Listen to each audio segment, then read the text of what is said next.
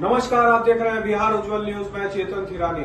आइए देखते हैं आज की ताजा खबर। ओम सहस्रशीर्षः पुरुषः सहस्राक्षः सहस्रपातः स्मृत्वा तिष्ठतु संकुलं ओम हिरण्यवर्णं हर्निं स्वर्णरजस्रजां चन्द्रां हिरण्यमयीं लक्ष्मीं जातवेदो मया वह जातवेदो लक्ष्मीमनभगाम्निं यस्यां हिरण्यं बिन्देयं गामश्व पुरुषाणहम् अश्वपूर्वामृतमध्यां हस्तिनाथः प्रबोधिनीं श्रियं देवीम् उभवे श्रीमां देवीं जोषतां गजराय।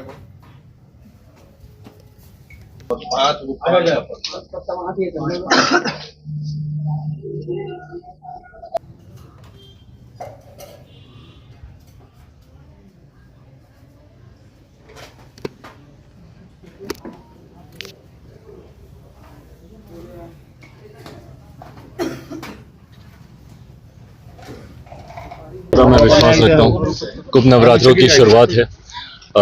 बस सिर्फ पूजा करते वक्त यही कामना करता हूँ कि जिस सोच के साथ हम लोग आगे बढ़ने का प्रयास कर रहे हैं, बिहार को एक विकसित राज्य बनाने का, मेरे प्रधानमंत्री जी का संकल्प कि 2047 तक भारत एक विकसित देश बने, उस संकल्प को हम लोग पूरा कर सके। महादेव माता रानी इतनी शक्ति, इतनी हिम्मत हम लोग को दे कि हम लोग अपनी इस सोच को धरातल पर उतार सकें। क्या कहेंगे, लैंड फॉर जॉब मामले में आज सुनवाई हो रही है लालू प्रसाद यादव समेत 6 लोगों का। देखिए, जब सुनवाई हो ही रही है, इसमें किसी की राजनीतिक टिप्पणी या किसी भी दूसरे व्यक्ति को इसमें बोलने का कोई हक, कोई अधिकार नहीं है। न्यायालय के समक्ष ये मामला लंबे समय से चल रहा है।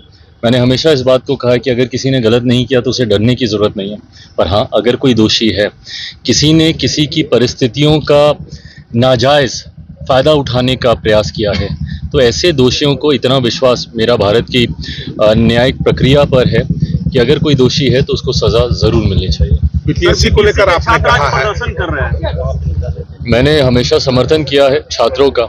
मैं उनकी भावनाओं के साथ मैं पूरी तरीके से सहमत हूँ और ये आयोग की पूरी तरीके से जिम्मेदारी बनती है, बीपीएससी की पूरी तरीके से जिम्मेदारी बनती है कि पहली बात तो परीक्षा एसओपी को पूरी तरीके से फॉलो करते हुए होनी चाहिए। अगर उसमें कहीं पे भी किसी भी तरीके की गलती हुई है तो बीपीएससी को इस बात को स्वीकार करना चाहिए, मानना चाहिए और उसको सुधारने का हर संभव प्रयास करना चाहिए। हम लोगों ने ना के बराबर इस तरीके के उदाहरण देखे हैं जहाँ पे इस लेवल की परीक्षा में 2-2 एग्जामिनेशन लिए जाते हैं, जहाँ पे एक ग्रुप का अलग एग्जामिनेशन लिया जाता हो और दूसरे ग्रुप ने जब उसको लेकर एतराज़ जताया तो सिर्फ एक पर्टिकुलर बैच के लिए आपने अलग से एग्जामिनेशन कंडक्ट किया। उन्हीं का एसओपी ये सारी बातें कहता है कि भाई अगर कोई पेपर लीक अगर होता है, अगर पहले अगर वो बाहर आ जाता है तो उस एग्ज़ाम को रद्द करके दोबारा से एग्जामिनेशन हो। ये जानकारी, क्योंकि मेरे खुद के परिवार के बच्चों ने इसमें बैठे थे, उन्होंने एग्ज़ाम दिया था, ये जानकारी मेरे पास है। ये बताया गया है कि भाई जिस वक्त वो एग्ज़ाम दे रहे थे, हॉल के अंदर थे, उसी वक्त सोशल मीडिया पे क्वेश्चन पेपर भी सर्कुलेट हो रहा था, इंक्लूडिंग एग्जामिनेशन हॉल के अंदर जिस तरीके से पेपर्स की संख्या छात्रों से कम थी, प्रिंटिंग के लिए पेपर वहीं से जा रहे थे। ये तमाम चीज़ें दर्शाती कि कहीं ना कहीं कुछ गलत हुआ है। बीपीएससी आयोग को पूरी तरीके से इसकी जिम्मेदारी लेते हुए, छात्रों की मांग को समझते हुए सही फैसला लेना चाहिए ताकि किसी भी छात्र के साथ किसी तरीके का कोई अन्याय ना हो। एमपी चुनाव में आप यहाँ आए, आपने आपको 5 सीट भगवान की कृपा से मिली, फिर क्या विधानसभा चुनाव आने वाला है, कहीं फिर इस प्रकार की कुछ मांग तो नहीं है भगवान से? मांग अगर है भी तो बता ही नहीं जाती, बट मैं सिर्फ आस्था में विश्वास रखता हूँ और अपनी मेहनत पे। मुझे ये पता है कि अब मेहनत आपके हर लक्ष्य को, हर सपने को पूरा कर।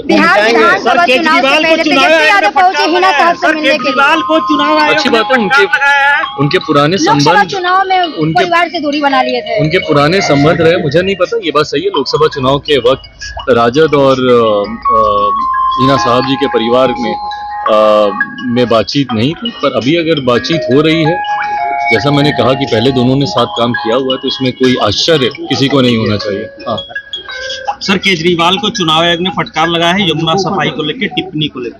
नहीं, बिल्कुल, और ये वही राजनीतिक दल है और ये उसी राजनीतिक दल के प्रमुख हैं जिन्होंने सिर्फ इन्हीं बातों को, आज की तारीख में अगर ये विश्वास मुझे है कि 8 तारीख को जब परिणाम आएंगे तो भारतीय जनता पार्टी के नेतृत्व वाली एनडीए की सरकार बनेगी। कारण है क्योंकि पिछले 10 सालों से जिस तरीके से सिर्फ झूठ बोलकर और झूठी बातें कर वह आंदोलन भी याद कीजिए, अन्ना जी के आंदोलन में जब ये लोग रामलीला के मैदान में ये लोग बैठे हुए थे, क्या क्या बातें बोलते थे, यही सारी बातें बोलते थे जिन बातों को आज झुटला कर ये खुद उस पर कार्य कर रहे हैं। नेताओं को भ्रष्ट बोलते थे, सिर्फ सरकारी लाभ उठाने की बात करते थे, महंगे वकील रखने की बात करते थे, गाड़ी सिक्योरिटी, यही सारी बातें करते थे। आज मुझे बताइए ना, केजरीवाल जी ने कौन सी इन सारी बातों पर अमल किया? उन्होंने हर उस बात को अपनाने का काम किया जिसके विरोध में वो वहां अनशन पे बैठे थे। और तो और दिल्ली के लोगों से जिस तरीके से उन्होंने झूठे वादे किए, आज हर मन से स्वीकार ही कर रहे हैं ना वो, कि मैं पिछले 5 सालों में उन वादों को पूरा नहीं कर पाया। यमुना की सफाई को लेकर उन्होंने वादा किया था, पॉल्यूशन को लेकर, दिल्ली में इंफ्रास्ट्रक्चर को लेकर।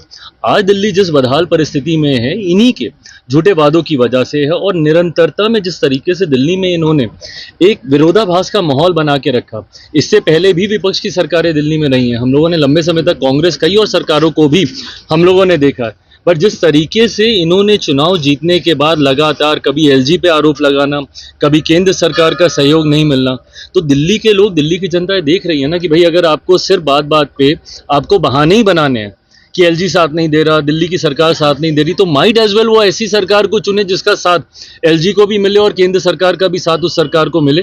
तो दिल्ली के लोगों ने मन बना लिया। हम लोग भी एक सीट पे देवली में चुनाव लड़ रहे हैं और चुनाव प्रचार के दौरान तो ऐसे ही इस तमाम बात खबरों का के लिए आप सभी बने रहिए हमारे साथ और देखते रहिए बिहार उज्जवल न्यूज।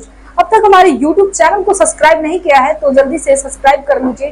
फेसबुक पेज को भी फॉलो कीजिए। वीडियो पसंद आए तो खूब लाइक कीजिए, शेयर कीजिए, कमेंट कीजिए। वीडियो देखने के लिए आप सभी का धन्यवाद।